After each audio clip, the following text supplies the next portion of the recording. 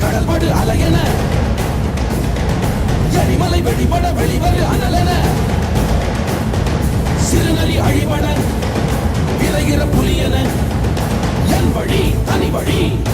என் வழி தனி வழி என வெற்றி செல்வன் எழுவான் தன் வேட்டை முடித்தே வருவான் என் வழி தனி வழி என் வழி தனி வழி என் வழி தனி வழி என் வழி தனி வழி என் வழி தனி வழி.